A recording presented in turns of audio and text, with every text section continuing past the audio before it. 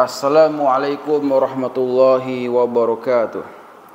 Alhamdulillah wassalatu wassalamu ala Rasulillah. Amma ba'd. Baik, sekarang kita akan masuk pada kaidah ketiga dari qawaid fiqhiyah yang berbunyi al-masyaqqah tajlibut taisir. Kesulitan akan membawa kepada kemudahan. Al-masyaqqah maknanya adalah kepayahan, kesulitan dan kesukaran. Sedangkan at-taisir bermakna kemudahan dan keringanan. Dari sini, maka secara bahasa kaidah ini mempunyai pengertian bahwa sebuah kesulitan akan menjadi sebab datangnya kemudahan dan keringanan. Adapun secara istilah para ulama, maka kaidah ini berarti hukum-hukum syar'i yang dalam prakteknya menimbulkan kesulitan dan kepayahan serta kerumitan bagi seorang mukallaf, yaitu orang yang dibebankan kepadanya hukum, maka syariat Islam meringankannya agar bisa dilakukan dengan mudah dan ringan. Kaidah ini diambil dari Al-Quran dan As-Sunnah. Yang pertama, dalil dari Al-Quran. Allah Subhanahu wa ta'ala berfirman, yuridullah bikumul yusra wala yuridu bikumul usra. Al-Baqarah ayat 185. Allah Subhanahu wa ta'ala menginginkan kemudahan bagi kalian, dan Allah Subhanahu wa ta'ala tidak menginginkan kesukaran bagi kalian. Juga firman-Nya dalam surah Al-Baqarah ayat 286, Allah Subhanahu wa ta'ala berfirman, la yukallifullah nafsan illa wus'aha. Allah Subhanahu wa ta'ala tidaklah membebani seseorang melainkan dengan kesanggupannya. Kemudian Allah Subhanahu wa ta'ala juga berfirman dalam surah An-Nisa ayat 28, yuridullah ayyukaffifankum. Allah Subhanahu wa ta'ala menginginkan keringanan untuk kalian. Juga firman-Nya dalam surah Al-Maidah ayat 6, ma yuridullah liyaj'ala 'alaikum min haraj. Allah Subhanahu wa ta'ala tidaklah menginginkan kesukaran bagi kalian. Sedangkan dalil dari As-Sunnah yang pertama adalah hadis dari Abu Umamah. An-Nabi Umamah qala, dari Abu Umamah ia mengatakan, qala Nabi sallallahu alaihi wasallam, Nabi sallallahu alaihi wasallam bersabda, inni lam ub'as bil yahudiyah wala bin nasraniyah walakinni bu'istu bil hanafiyah as-samhah. Nabi SAW bersabda, sesungguhnya saya tidak diutus dengan membawa agama Yahudi dan tak pula Nasrani, tetapi saya diutus dengan membawa agama yang lurus lagi mudah. Yang kedua, hadis dari Abu Hurairah radhiyallahu anhu.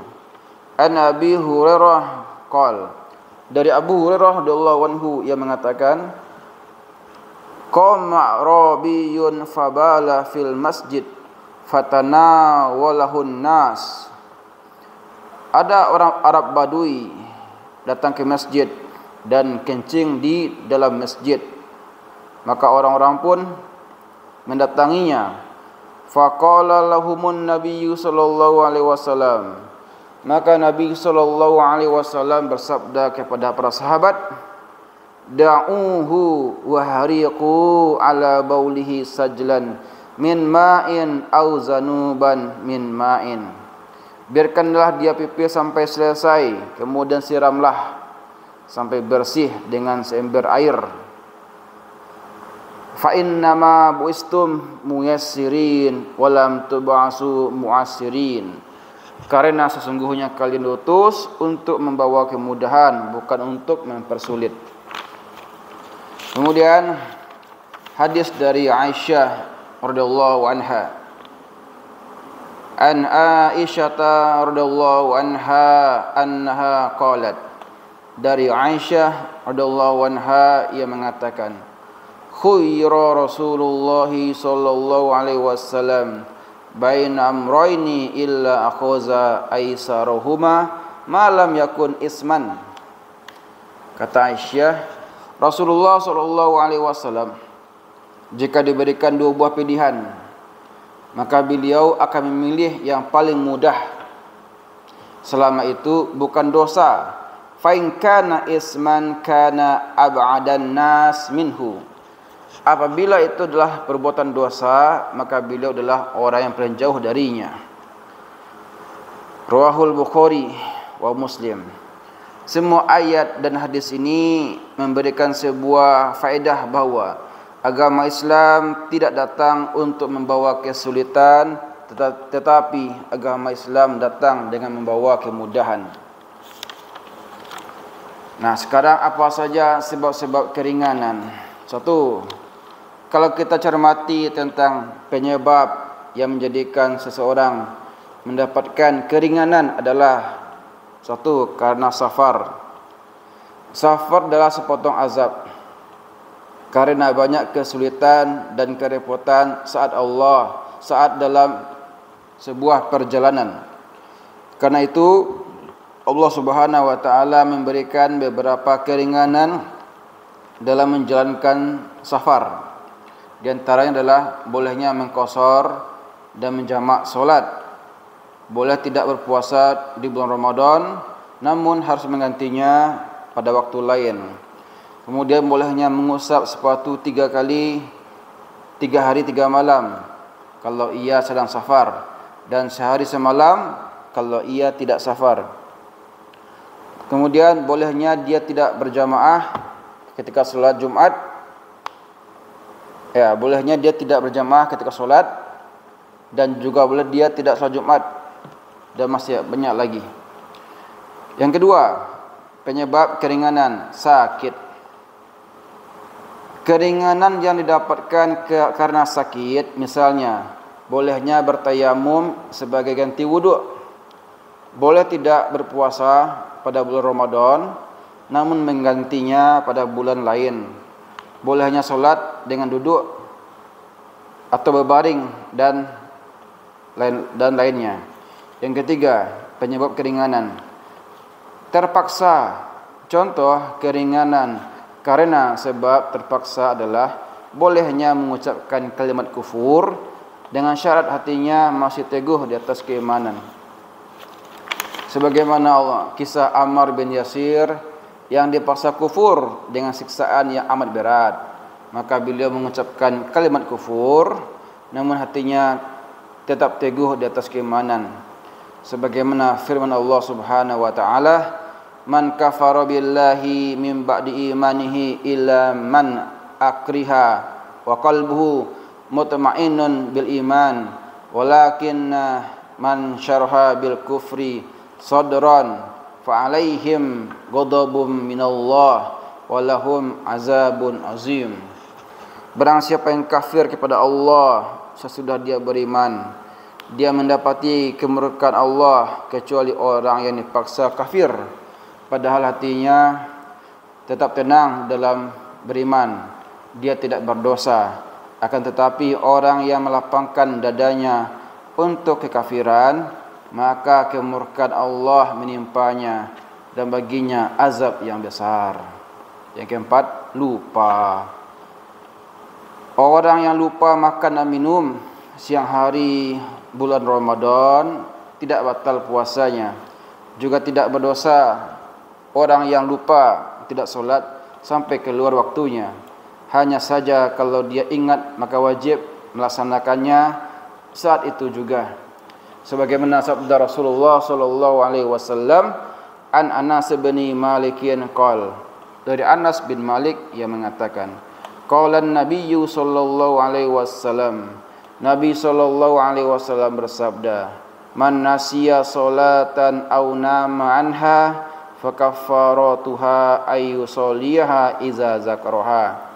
Siapa saja yang lupa solat atau tertidur, maka gantinya adalah solat apabila dia sudah ingat. Hadis muttafaqun alaih. Yang kelima, bodoh.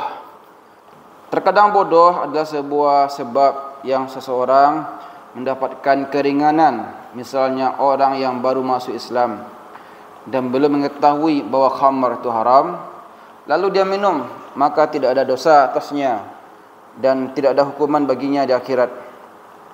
Kemudian yang keenam, kekurangan. Maksudnya lemah. Ada beberapa kekurangan yang terdapat pada seseorang, baik fisik ataupun yang lain. Maka semua kekurangan itu bisa menjadi sebab mendapatkan keringanan. Misal, orang yang kurang fisiknya, maka tak wajib baginya jihad. Contohnya orang buta atau pincang yang parah. Adapun kekurangan umur atau belum balik misalnya dan kurang akal, maka orang yang belum balik dan tak waras tak diberi kewajiban syar'i. Nah, sekarang bagaimana cara menerapkan kaidah ini? Satu, pada dasarnya bangkai adalah haram. Namun kalau seseorang dalam keadaan terpaksa, maka dibolehkan baginya makan bangkai, ya, dengan syarat tidak sampai kenyang. Yang kedua, bolehnya mengerjakan, bolehnya mengakhirkan atau memajukan waktu solat. Maksudnya bolehnya kita melaksanakan jamak dan qashar ketika sedang safar atau ada sebuah keperluan yang mendesak. Dan pada saat terpaksa, yang haram menjadi boleh. Seperti orang yang tadi kelaparan, maka dia boleh memakan bangkai, bahkan wajib. Terkadang menjadi wajib. Kalau seandainya tak memakannya akan mengakibatkannya meninggal dunia. Demikianlah cara menerapkan kaidah fikih ini. InsyaAllah kita sambung pada pembahasan yang lain. Semoga bermanfaat. Nasrun minallah wa fatun qarib wa basyiril mu'minin. Wassalamualaikum warahmatullahi wabarakatuh.